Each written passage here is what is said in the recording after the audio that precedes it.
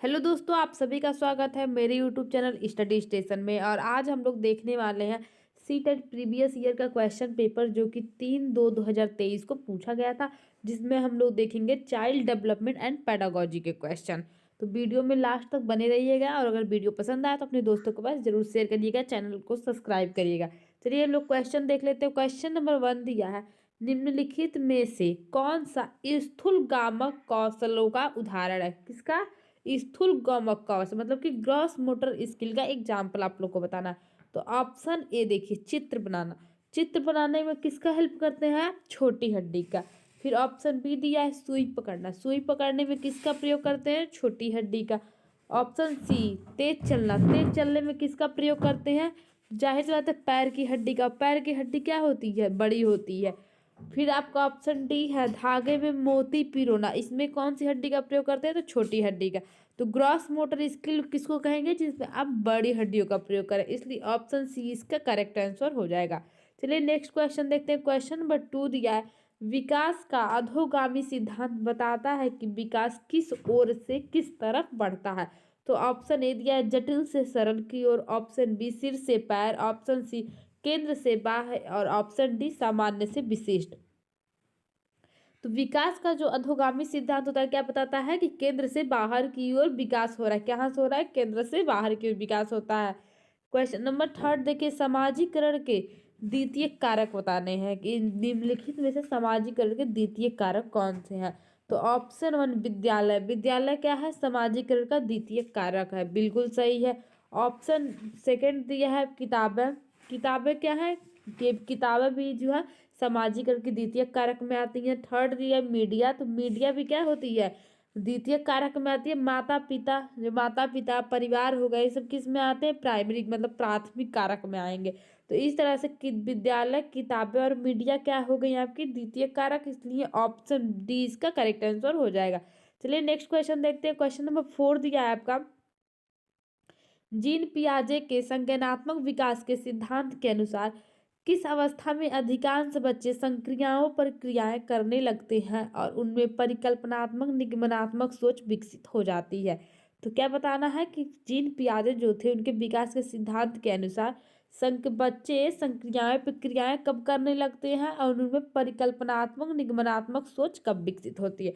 तो option A, संवेदी ज्ञापक। ऑप्शन बी दिया है, पूर्व संक्रियात्मक। ऑप्शन सी, मूर्त संक्रियात्मक। और ऑप्शन डी, औपचारिक संक्रियात्मक। तो इसका करेक्ट आंसर है औपचारिक संक्रियात्मक। इसका व्याख्या देख लीजिए आप लोग। जीन पियाजे के संज्ञानात्मक विकास के औपचारिक संक्रियात्मक अवस्था में अधिकांश बच्चे संक्रियाओं पर क्रियाएं करने लगते हैं और उनमें परिकल्पनात्मक निगमनात्मक सोच विकसित हो जाती है। इस अवस्था को अमूर्त संक्रियात्मक अवस्था भी कहते हैं, मतलब कि औपचारिक संक्रियात्मक का एक और नाम है जिसे अमूर्त संक्रियात्मक अवस्था भी कहते हैं। इसमें बच्चों की जो आयु क्या होती है? 11 से 15 वर्ष के बच्चों की आयु होती है। इस अवस्था में बच्चों की मानसिक क्षमता अधिकतम स्तर तक विकसित होती है तथा वे अमूर्त और वैज्ञानिक सोच के माध्यम से दुनिया को समझने लगते हैं। उनमें संज्ञान और समस्या को सुलझाने का कौशल विकसित हो जाता है। जब 11 से 15 वर्ष के बच्चे रहते हैं तो अपनी समस्याओं का समाधान ढूंढने लगते हैं, दुनिया को समझने लगते हैं। तो इसलिए ऑप्शन डी इसका करेक्ट आंसर हो जाएगा। क्वेश्चन नंबर 5 देखिए, जीन पियाजे ने अधिगम की प्रक्रिया में किसे महत्व दिया है। तो ऑप्शन ए दिया, सीखने के लिए तत्परता। ऑप्शन बी दिया, नकारात्मक पुनर्बलन। तो बिल्कुल ये निगेटिव टैग वर्ड है। ऑप्शन सी दिया, प्रतियोगी भावना। ये भी निगेटिव टैग वर्ड है। और ऑप्शन डी दिया है, कार्यात्मकता, कार्यात्मक स्थिरता। तो यहाँ पे स्थिरता आ जाएगी, फिक्सडनेस आ जाएगी, क्या है? निगेटिव टैग वर्ड है। तो इस तरह से आपके ऑप्शन ए क्या हो जाएगा? इसका करेक्ट आंसर हो जाएगा, सीखने के लिए तत्परता को जीन पियाजे ने अधिगम की प्रक्रिया में महत्वपूर्ण महत्व दिया है। क्वेश्चन नंबर नेक्स्ट क्वेश्चन देखिए, अमरजीत नियमों को स्थिर मानती है और इस बात की अनुशंसा करती है कि सभी बच्चों को इन नियमों का अनुसरण करना चाहिए, चाहे उनके व्यक्तिगत स्थिति किसी भी प्रकार की क्यों न हो। लॉरेंस कोहलबर्ग के नैतिक विकास सिद्धांत के अनुसार अमरजीत इस समय किस अवस्था में है।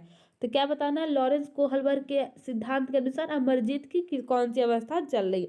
तो देखिए ऑप्शन ए दिया है, आज्ञाकारिता और दंड उन्मुखी। ऑप्शन बी दिया, यांत्रिक उद्देश्य और उन्मुखी। ऑप्शन सी दिया, अच्छा लड़का अच्छी लड़की उन्मुखी, और ऑप्शन डी दिया कानून और व्यवस्था उन्मुखी। तो इसमें क्या मानती है वो? नियमों को मानती है। उस कहती है कि नियमों का हमें पालन करना चाहिए, उसका अनुसरण करना चाहिए। तो नियम को किस में मानने की व्यवस्था की गई है? तो कानून में। किस में की गई है? कानून में। इसलिए ऑप्शन डी इसका क्या जाएगा? करेक्ट आंसर हो जाएगा। देखिए अब लॉरेंस कोहलबर्ग का उस व्याख्या देख लीजिए। तो लॉरेंस कोहलबर्ग के नैतिक विकास सिद्धांत के अनुसार अमरजीत कानून व्यवस्था उन्मुखी उन्मुखी अवस्था में है। कानून और व्यवस्था उन्मुखी अवस्था में है।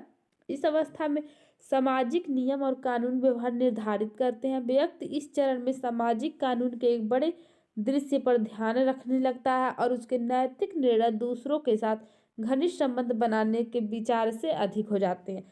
इस चरण में व्यक्ति यह मानने लगता है कि नियम और कानून सामाजिक व्यवस्था को बनाए रखते हैं, जो कि संरक्षित करने योग्य है। प्रश्नानुसार अमरजीत भी नियमों को स्थिर मानती है और इस बात की अनुशंसा करती है कि सभी को इस नियमों का अनुसरण करना चाहिए।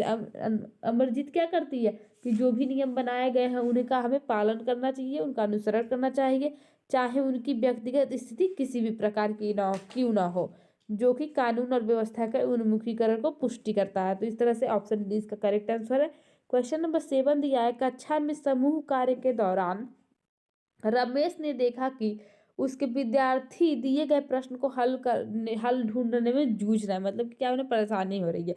विद्यार्थी को सहयोग देने के लिए रमेश को क्या करना चाहिए?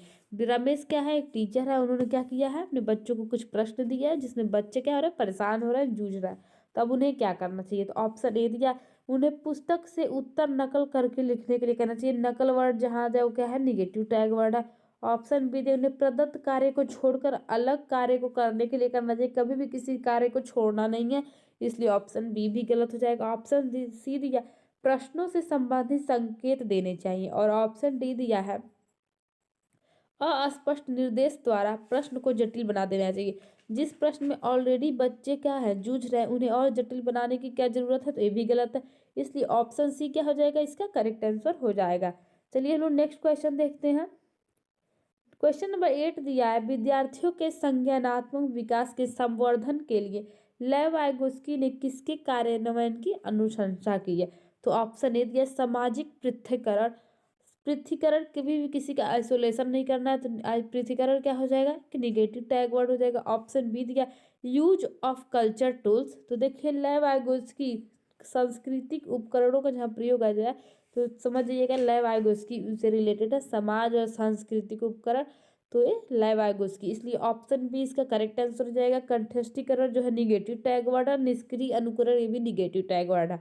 तो ऑप्शन बी इसका करेक्ट आंसर है। क्वेश्चन नंबर 9 दिया, प्रगतिशील शिक्षा शिक्षण अधिगम प्रक्रिया के केंद्र में किसे स्थान देती है? अगर कोई प्रगतिशील कक्षा है या फिर प्रगतिशील शिक्षा देने की कोशिश कर रहा है, तो प्रगतिशील शिक्षा में जो शिक्षण अधिगम प्रक्रिया हो रही है वो केंद्र में किसे स्थान देगी? ऑप्शन ए विद्यार्थी, ऑप्शन बी अभिभावक, ऑप्शन सी टीचर, और ऑप्शन डी परीक्षाएं। तो कभी भी जो प्रगतिशील शिक्षा होती है, जो शिक्षण अधिगम प्रक्रिया होती है, वो किसको केंद्र मानती है? तो विद्यार्थी को केंद्र मानती है। अहमद मनोउपचारक या परामर्शदाता बनना चाहता है। हार्वर्ड गार्डनर के बहुबुद्धि सिद्धांत के अनुसार उनकी अध्यापिका को उसकी किस बुद्धि के संवर्धन के अवसर देने चाहिए? हार्वर्ड गार्डनर ने अपने 9 बुद्धि का सिद्धांत दिया था और उस सारे बुद्धि के बारे में बताया था। तो अहमद एक लड़का है जो क्या बनना चाहता है? एक परामर्शदाता, काउंसलर बनना चाहता है। तो उसकी शिक्षा को उसे किस ओर बढ़ाना चाहिए, किस ओर अवसर देना चाहिए? तो ऑप्शन ए दिया, स्थानीय की तरफ नहीं, ऑप्शन बी दिया प्राकृतिक नहीं, ऑप्शन सी दिया संगीतात्मक बिल्कुल भी नहीं, और ऑप्शन डी अंतर्वैयक्तिक। तो दूसरों के बातों को परामर्शदाता क्या करते हैं? दूसरों की बातों को समझने की कोशिश करते हैं। तो इसलिए ऑप्शन डी इसका करेक्ट आंसर हो जाएगा। चलिए अब अगला 10 क्वेश्चन तक हो गया, 11 से 20 तक नेक्स्ट वीडियो में। तो फटाफट जाके प्लेलिस्ट खोल के चेक कर लीजिए। मिलते हैं, बाय बाय।